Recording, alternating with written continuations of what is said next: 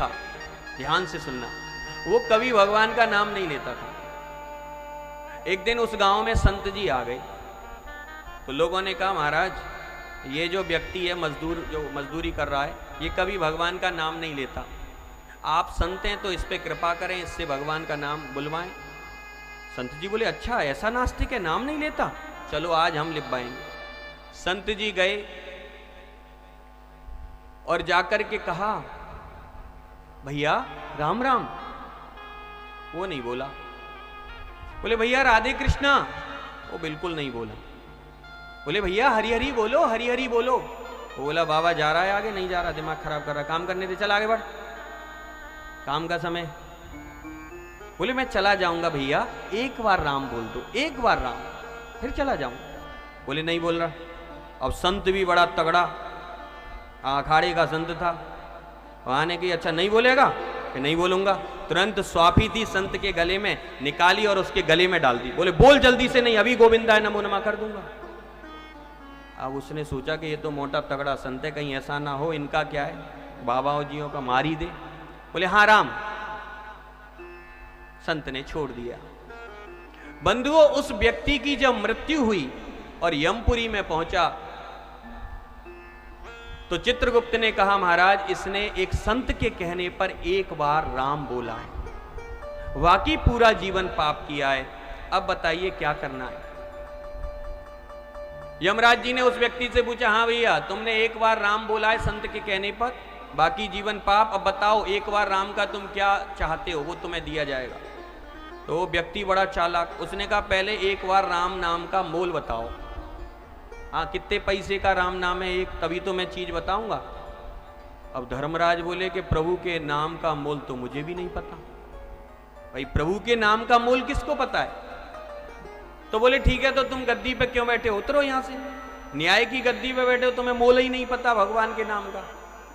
अब तो वो जिद पे अड़ गया व्यक्ति, बोले गद्दी छोड़ो। धर्मराज बोले ये तो बड़ी समस्या आ गई, अब क्या करें? धर्मराज बोले चलो हमें नहीं पता, लेकिन हमारे जो राजा हैं इंद्र, उनको पता होगा, उनके पास चलते। तो वो व्यक्ति बोला ऐसे नहीं जाऊंगा। तो बोले कैसे जाएगा? बोले पालकी में बैठ के जाऊंगा। अब बात जब गद्दी पे आ गई तो पालकी मंगाई गई, पालकी में बैठा। धर्मराज ने कहा कहारो उठाओ इसकी पालकी। बोले रुक जाओ, कहार नहीं उठाएंगे। बोले कौन उठाएगा? बोले आगे तुम लगो और पीछे चित्रगुप्त को लगाओ। बड़ी समस्या। अब बात अटक गई तो उठाना पड़ा। पालकी यमपुरी से उठ करके सीधे इंद्रपुरी पहुंची।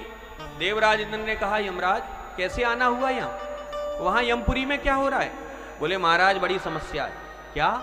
बोले कि ये जो व्यक्ति पालकी में बैठा है इसने एक बार संत के कहने पे राम बोला है, बाकी जीवन पाप किया, ये उसका मोल जानना चाह रहा है। तो हमें तो पता नहीं राम नाम का मोल, अब आप ही बताओ, आप हमारे राजा हो। इंद्र बोले मैं राजा तो हूं देवताओं का और इंद्र की गद्दी पर भी बैठा हूं, लेकिन राम नाम का मोल मुझे भी नहीं पता, भगवान के नाम का क्या मोल है मैं भी नहीं जानता। जैसे ही इतना कहा तो वो व्यक्ति बोला उतर आओ तुम गद्दी से नीचे, तुम लोग गद्दी पर बैठ गए हो, तुम्हें भगवान का मोल नहीं पता तो क्यों न्याय की गद्दी पे बैठे, उतरो नीचे। अब तो इंद्र की गद्दी पर आ गई। इंद्र ने कहा चलो हमें नहीं पता तो कोई बात नहीं, लेकिन जो हमारे भूत भावन कैलाशपति भोले बाबा हैं वो तो निरंतर राम राम बोलते हैं और राम नाम में उनकी तो समाधि लग जाती है, तो उनको अवश्य पता होगा राम नाम का मोल, चलो कैलाश पे चलते हैं। वो व्यक्ति बोला ऐसे नहीं जाऊंगा। बोले कैसे जाएगा? बोले तुम भी पालकी उठाने में लग जाओ। अब देवराज इंद्र, यमराज और चित्रगुप्त तीनों पालकी को उठा करके इंद्रपुरी से पहुंचे कैलाश। भगवान भोले बाबा राममय समाधि में आनंद ले रहे थे। देखा, इंद्र को कहा देवराज कैसे आना हुआ, यहां कैसे आए? बोले प्रभु एक समस्या है, इस पालकी में एक जीव बैठा है, उसने एक बार एक संत के कहने पे राम बोला है और वो उसका मोल जानना चाहता है। प्रभु हम तो जानते नहीं, आप तो राम नाम हमेशा बोलते रहते हैं, आपने तो राम नाम के प्रभाव से हलाहल विष का पान कर लिया, इसलिए आप बताइए। भोले बाबा बोले वो तो सब ठीक है कि मैं राम में समाधि लगा लेता हूँ, मेरी बहुत अखंड समाधि लग जाती है, मैंने जहर भी पी लिया, लेकिन राम नाम का मोल मुझे भी नहीं पता। अब तो शंकर जी की बारी आई। अब वो जीव जो व्यक्ति था बोला बाबा तुम उतर आओ नीचे, कैलाश पे बहुत दिन है गए, अब नीचे उतरो। अब फंस गए। भगवान भूतवामन कैलाशपति बोले कोई बात नहीं, मुझे नहीं पता, पर हमारे जो पितामह हैं ब्रह्मा जी परमेष्ठी पद पर विराजमान है, सृष्टि के रचयिता हैं, उनको पता होगा, चलो वहां चलते हैं।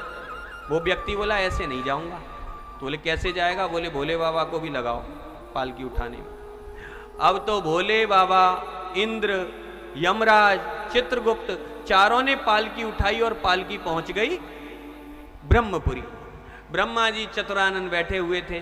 कहा भोलेनाथ से कैसे आना हुआ देवराज, कैसे आए? बोले पितामह बड़ी समस्या आ गई। क्या? बोले इस पालकी में एक जीव है व्यक्ति, उसने पूरा जीवन पाप किया, एक संत के कहने पर एक बार राम बोला।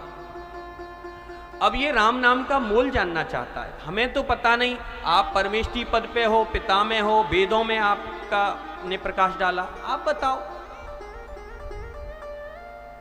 ब्रह्मा जी ने कहा कि ये तो तुम सही कह रहे हो कि मैं परमेष्ठी पद पे हूं, और ये भी सही कह रहे हो मैं सृष्टि रचा रहा हूं, ये भी सही कहा कि वेदों में प्रकाश मैंने डाला, लेकिन राम नाम का मोल मुझे भी नहीं पता। लेकिन तुम मेरे पास आए हो तो मैं तुम्हारी समस्या का हल करूंगा। बोले करो। बोले कहाँ है वो जीव? बोले पालकी में बैठा है। ब्रह्मा जी सीधे पालकी के पास गए और उस व्यक्ति से बोले भैया अब इस बात को क्यों आगे बढ़ा रहे हो? अरे कुछ ले दे के यहीं खत्म करो कहानी को। तुम्हें स्वर्ग जाना है स्वर्ग चले जाओ, जहां तुम्हें जाना है बैकुंठ, गोलोक, साकेत चले जाओ, पर इस समस्या को यहीं खत्म करो। वो व्यक्ति बोला बाबा ज्यादा चार मुंह लगा करके चतुराई मत दिखाओ, हाँ तो मुझे अवई बिल्कुल नरक में डाल दो, लेकिन जब तक राम नाम का मोल नहीं जान लूंगा तब तक मानूंगा नहीं। ब्रह्मा जी बोले ये तो बड़ा हट है, हठी भक्त है, क्या करें? ब्रह्मा जी बोले भैया मुझे तो पता नहीं, अब जिनका नाम है उन्हीं के पास चलते हैं, वो ही बताएंगे कि मोल क्या है। चलो क्षीर सागर में चलते हैं प्रभु के पास, वो ही बताएंगे। वो व्यक्ति बोला ऐसे नहीं जाऊंगा। बोले कैसे जाएगा? बोले ब्रह्मा जी को भी लगाओ पालकी उठाने। अब तो ब्रह्मा जी, शिव जी, यमराज, इंद्र, चित्रगुप्त सबने पालकी उठाई ब्रह्मपुरी से और सीधे क्षीर सागर पहुंच गए। क्षीर सागर में भगवान नारायण शेष सैया पर लेटे हुए थे, लक्ष्मी माता चरण दबाए। जैसे ही देवताओं को देखा भगवान ने उठ करके अभिवादन किया, आओ देवताओं कैसे आना हुआ? अरे आप मुझे ही बुला लिए होते, यहां तक क्यों कष्ट किया? ब्रह्मा जी ने कहा प्रभु समस्या ही बड़ी ऐसी जटिल थी। बोले क्या हुआ? बोले प्रभु ये जो पालकी में एक जीव है, इसने पूरा जीवन पाप किया, लेकिन एक संत के कहने पर एक बार राम बोला है आपका नाम, और ये उस नाम की आपके की कीमत जानना चाहता है। हमको तो पता नहीं नाथ, आप ही अपने नाम की कीमत बताओ, मोल बताओ। भगवान ने कहा कहाँ है वो जीव? बोले पालकी में। बोले इसे नीचे उतारो। पालकी से नीचे उतारा। भगवान ने उस व्यक्ति को इशारे से बुलाया और बुला करके अपनी गोदी में बिठाया, और फिर भगवान पुचकारने लगे, हाथ फिराने लगे, हृदय से लगाने लगे। भोले बाबा ने देखा। भोले बाबा बोले प्रभु जल्दी बताओ ना, पार्वती मेरा इंतजार कर रही है कैलाश पर अकेली, जल्दी बताओ आपके नाम का मोल क्या? ब्रह्मा जी बोले प्रभु बताओ ना, सृष्टि रुकी हुई है, मुझे कार्य करना है। यमराज बोले प्रभु यमपुरी में बहुत से जीव आ गए होंगे, मुझे न्याय करना है, जल्दी बताओ ना।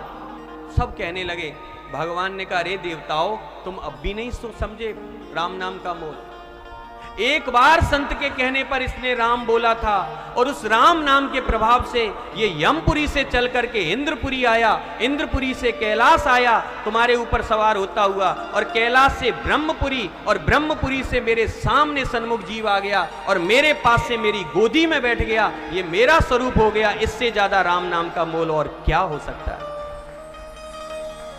एक बार राम बोलने से भगवान का स्वरूप हो गया, भगवान ने हृदय से लगा लिया। इसलिए बंधुओं भगवान का नाम कैसे भी लिया जाए, किसी भी प्रकार से लिया जाए, वो हमेशा सार्थक